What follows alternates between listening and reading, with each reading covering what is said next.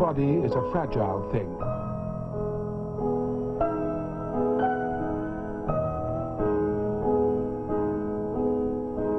At speeds of more than 8 miles an hour, an impact with a hard surface can cause leg and ankle fractures.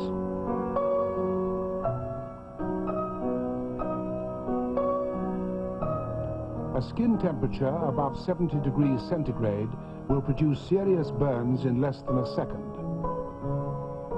Large fragments of broken glass traveling at more than 35 miles an hour will penetrate and lacerate the skin. Acute exposure to radiation will produce bleeding, loss of hair, and loss of white blood cells. All these effects are produced by a nuclear weapon. Could we survive them?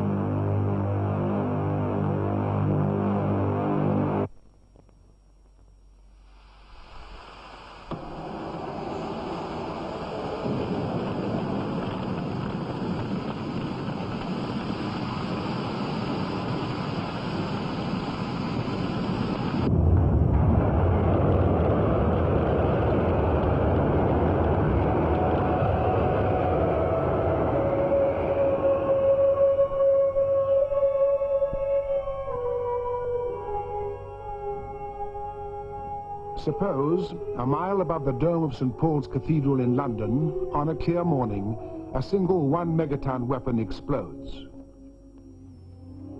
This film is about what happens to a city, any city, underneath such an explosion. Most of us live in cities. How effectively could we shelter from a nuclear weapon? Would we survive its 3 main effects?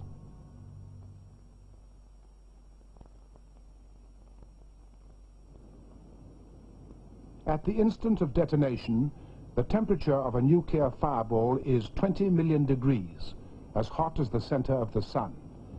This is the first effect, a pulse of intense heat and light. Across large areas of central London, people and objects burst into flames, melt or char.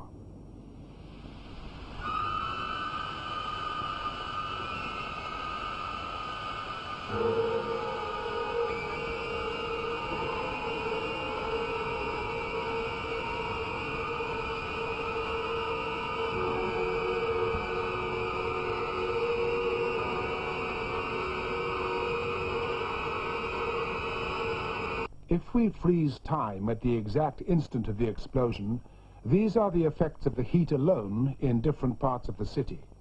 At St. Paul's itself, ground zero, directly under the fireball, the initial heat is intense enough to melt the great bronze cross. It vaporizes the liquid metal as it runs down the dome. It melts the stained glass windows and ignites objects inside the cathedral. Trafalgar Square, the National Gallery. Inside, at the same instant, paintings are burning.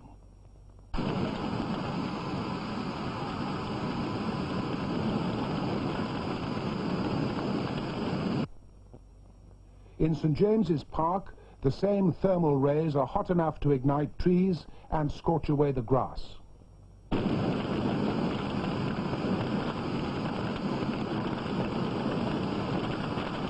In the shallower parts of the lake, the water boils to leave the lake bed dry and steaming. The temperature is around 4,000 degrees. In precise terms, the heat energy at this distance is 350 calories per square centimeter. That is enough to vaporize the road surface, melt parts of statues, and set fire to everything combustible.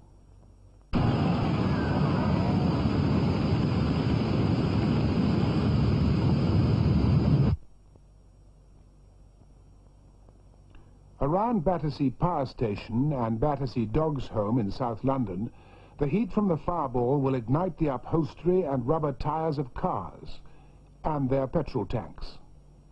It will melt the sheet metal of buses.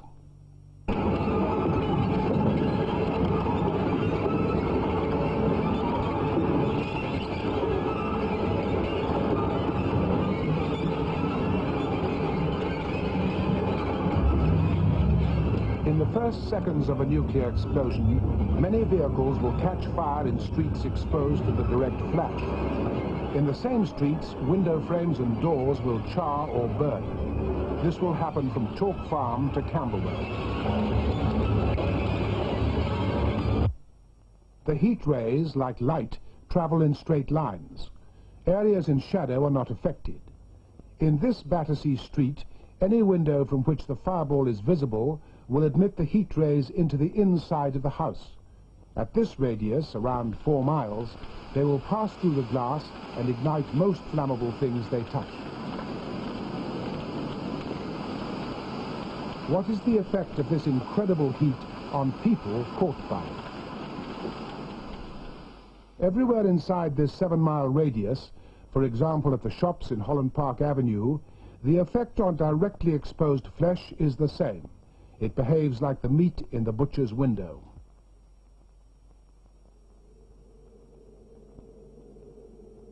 Animal fats melt and burn. Tissues are charred to black carbon.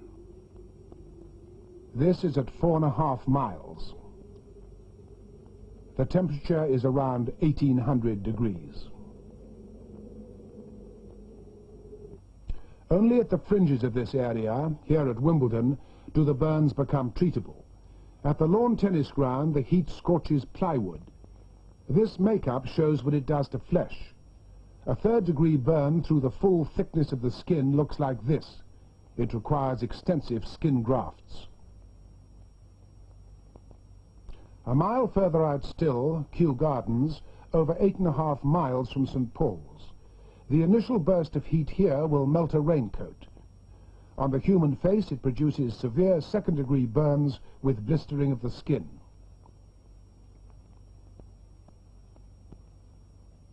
Even at 11 miles out, here at Twickenham Rugby Ground, the flash will permanently damage the eyesight of anyone looking directly at the fireball. Because of the eye's focusing action, severe burning and possible hemorrhage of the retina are possible.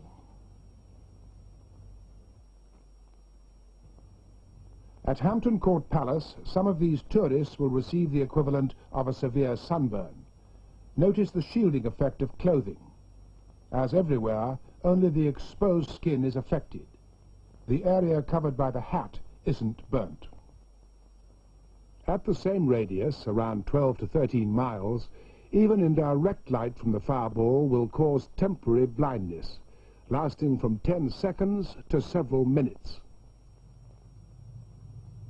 All these effects have happened in the first 3 seconds of a 1 megaton explosion. Many people will be completely shielded, even quite close to ground zero. However, up to 650,000 people will have suffered major burns from the fireball in these first few seconds.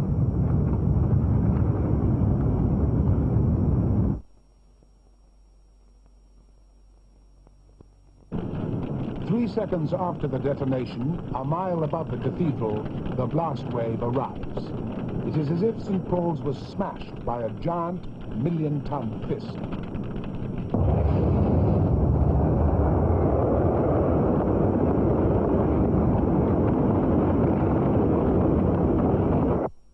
At enormous pressures, and with winds up to 2,000 miles an hour, the blast wave spreads outwards, following the heat flash as thunder follows lightning. Within 20 seconds, the destruction as far as Bayswater is virtually total.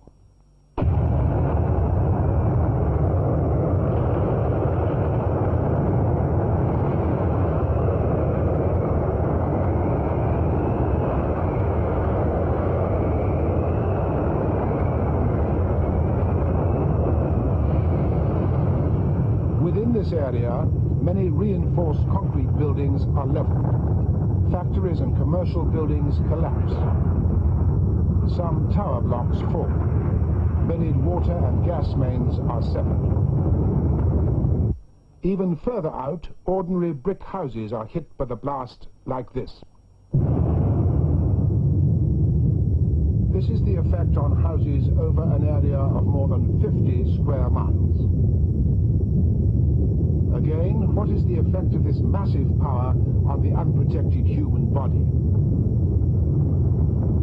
major injuries come from the secondary effects of blast, impact with flying debris and solid walls. As far as Walthamstow or Hampstead, people can be carried by winds of 150 miles an hour and thrown against buildings.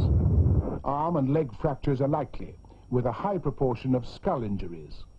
Closer in, the pressure itself may even rupture the lungs and burst the eardrums. However, the most widespread injuries are from flying glass.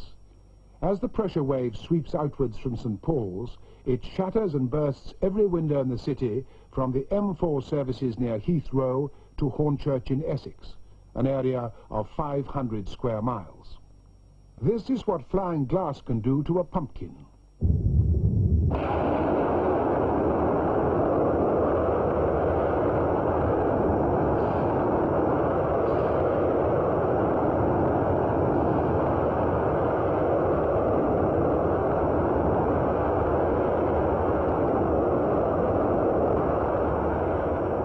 There are 600,000 people in this royal wedding crowd, stretching all the way back to Trafalgar Square.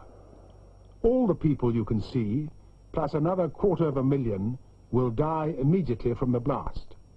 1.5 million more will be seriously injured. The immediate effects of even a single weapon are awesome. What can city dwellers do to protect themselves?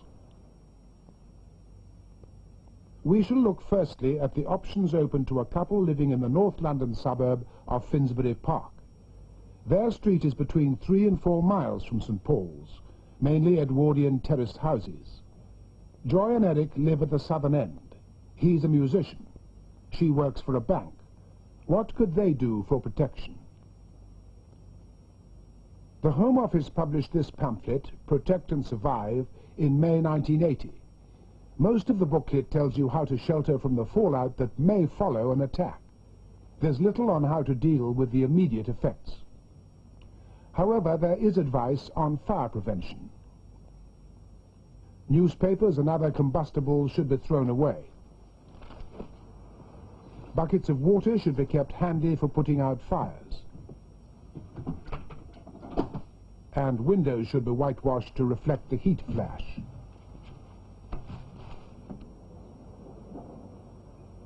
The remaining advice is how to shield an inner room from fallout and how to build a refuge within that room.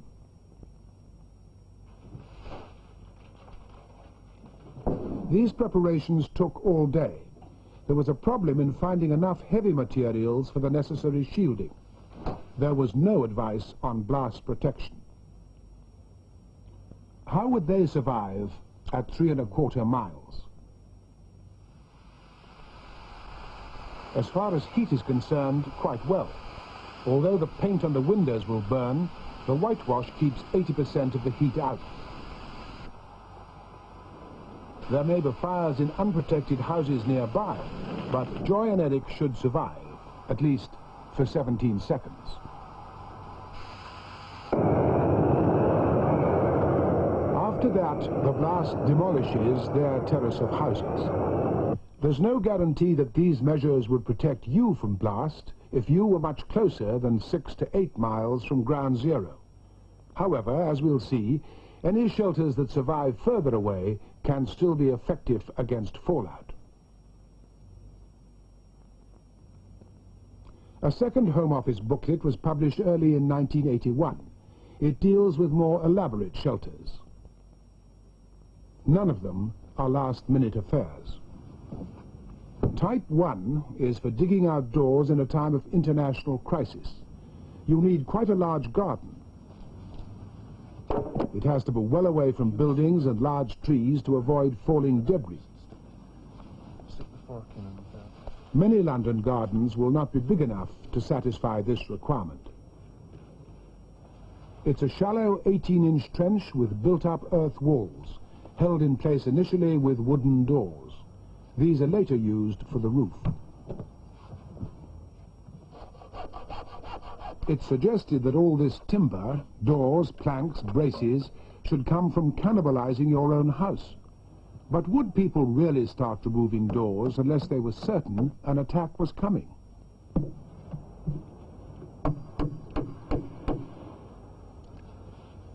At the end of the first day's digging, the trench started to fill with water. By the following morning, this had happened. Bloody hell. Look at this. It's filled up. Oh. The local water table was about a foot below the surface. There were 8 inches of water to be bailed out. They persevered, although in practice the continuous flooding would have made their shelter uninhabitable. The next problem would have been especially difficult for those with small gardens. The earth excavated from the shelter was only a fraction of that needed to cover it. In fact, an additional 4.5 tons had to be imported. Luckily, the ground wasn't frozen. There were no underground sewage pipes or conduits in the way, and the couple had the necessary time to build it. It's not known in practice how much, if any, warning would be given for shelter building. Building this took the equivalent of a long, hard weekend for 2. The total cost of materials, not including the extra soil, was about £200. How does such a structure withstand heat and blast? The earth cover stands up to heat very well, although any exposed wood may be charred. However, the blast pressure at this range is 4 times what the shelter's designed for. So it wouldn't protect this couple from the immediate effects. In this kind of shelter, they'd need to be at least 5 or 6 miles away for proper blast protection. The booklet has another design that's more resistant to blast. It's a kit of parts, obtained in peacetime and assembled in a crisis. It's designed for indoors, for a basement or ground floor room.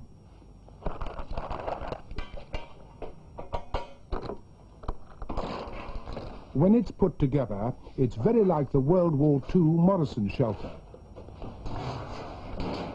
The steel frame took several hours. Then the fallout shielding, layers of bricks.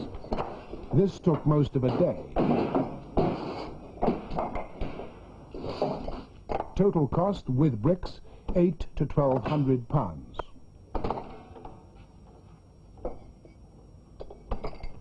It's claimed that it will withstand a 2-story house collapsing on top of it.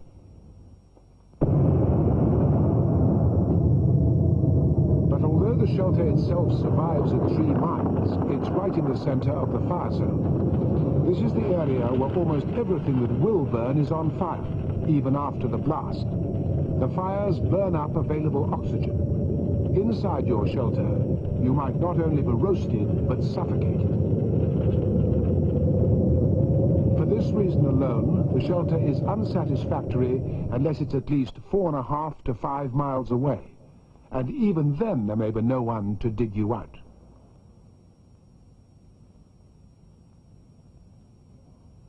From here on, the options take increasing amounts of time and money. There are now about 30 firms who will sell and install for you a purpose-built nuclear shelter in any combination of steel, fiberglass and concrete. The amount you pay depends on size, sophistication and level of comfort.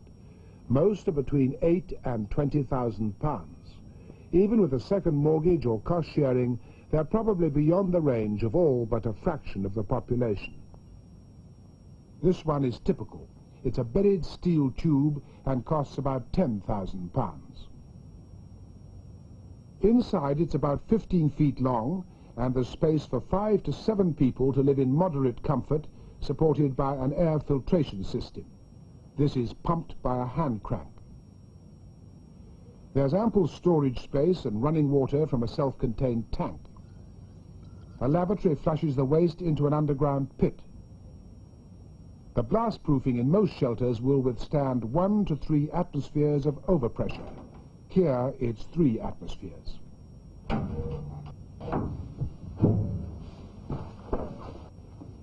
The whole thing's buried under 6 feet of earth and takes about a week to install and equip.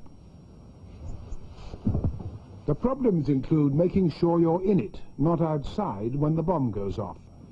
There's also the question of neighbors. You may be the only one in your area with a shelter.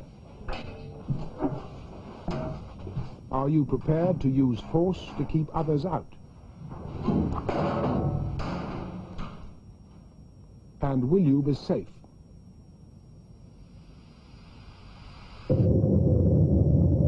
Blast damage overhead leaves Joy and Eric a little shaken, but otherwise they're protected from the explosion. They could survive the blast even closer in, 1.5 miles to a mile. But even where they are, there's still the suffocation problem. However, if they invested several more thousand on an oxygen-making unit, they'd overcome this danger too. For complete protection here, they'll have paid around £15,000. At last, they're reasonably safe. Safe, that is, from the immediate effects of a 1 megaton airburst at St. Paul's. All this destruction was the result of a single warhead, but a single warhead is unlikely. For an all-out attack on the London region, this is a realistic scenario. Up to 30 large and medium-sized weapons, many exploding in the central area. Amidst this incredible destruction, a further nightmare. Over 1/3 explode on the ground. These make fallout.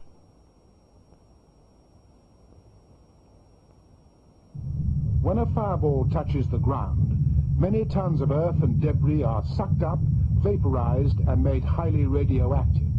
This is fallout. Starting within hours after the explosion and continuing for days or weeks, this lethal dust drops out of the cloud as it's blown by the wind. Areas hundreds of miles away can be affected. It is invisible and deadly for at least 2 weeks. The radiation from this dust damages and kills living cells. These are some of the symptoms after a large dose, 1,000 rads. Within 30 minutes, nausea, tiredness, diarrhea, vomiting. After 2 weeks, loss of hair. After 3 weeks, bleeding from the gums and all orifices, skin hemorrhages. Within 3 months, pain, delirium, and probably death. A shattered inner city offers little protection from this dust or shielding from its intense radiation. Even an undamaged house is insufficient shelter. However, if they're properly built and shielded, all 3 of the do-it-yourself shelters could make a life-saving difference in areas that weren't affected by blast, away from the center. Under their thick earth shielding, Joy and Eric are safe much further in. Their Swiss-designed pump filters the dust from the air supply, although it does need cranking for 15 minutes every hour. They will have bought over 2,000 times as much shielding as most other people. Not all will be as secure. For most city dwellers, survival depends as much on luck as on foresight. Would West London, for example, really be in a safety zone, or flattened by blast, or hit by fallout? All are possible. Kenneth and Elizabeth live in Shepherd's Bush. He's in the building trade. They've been married for 7 years. The chances of their house looking like this after a major attack are high. If they survived such an attack, they could still shelter from fallout if they'd previously dug a trench like Joy and Eric's in the garden. We asked them to dig one and to stay down in it for nearly 2 weeks, entirely cut off from the outside world. For a 2-week shelter, these are the recommended rations, about £50 worth. Inside, these are the conditions they took on. And this is the sanitation, a bucket and chair. They decided right away to sacrifice the chair for the extra few inches of room. The shelter was 36 inches wide. Oh. Organizing the tiny space was a nightmare, even in this well-lit experiment. And I'm hoping to do it. Bad as these conditions were, what would they be like after a real nuclear blast? Could you imagine yourself in here? The confusion, the disorientation. In such a situation, you would have to face much that was totally alien to you. As you tried to sleep on the hard floor, for example, would you find it possible to forget the destruction you'd seen as you scrambled into the shelter?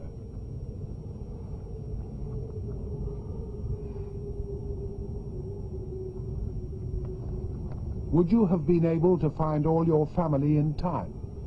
Your children? Would your house still be standing outside? Would you be injured?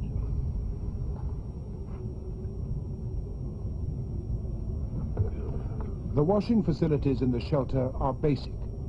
In a real emergency, probably in darkness, would you know how to bathe and dress wounds?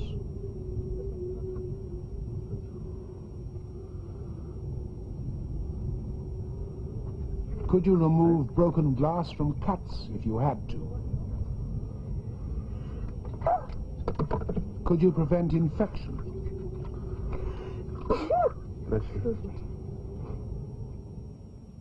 After 5 days, halfway through the trial, Kenneth described conditions in his shelter.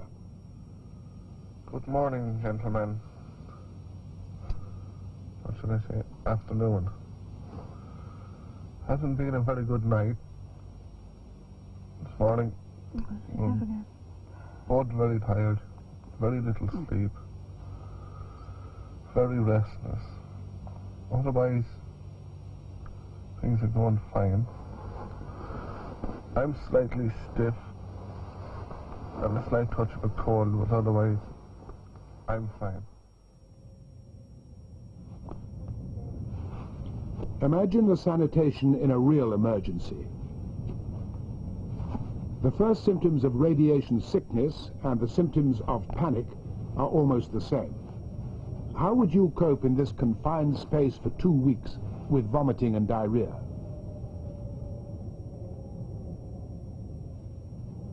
There would be many such uncertainties. Above all, what would be outside?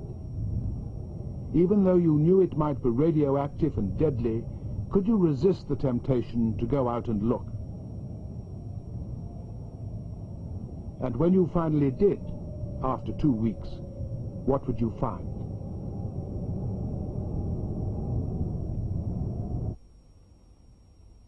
A world you recognized? Or a wasteland for which little in your experience had prepared you? After an all-out attack, how much of that complex world you now take for granted would still be there?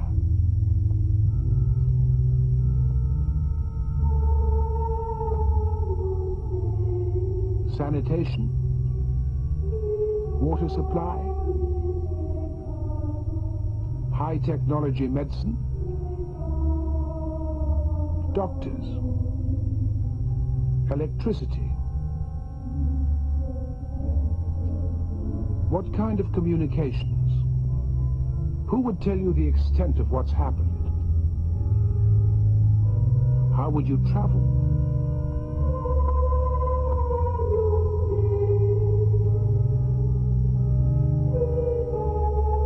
Where would you go to find food?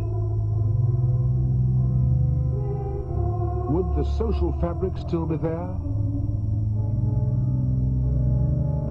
Would anything? When after 2 weeks you crawl out of your trench or your concrete bunker, it could be that your real problems will just be beginning.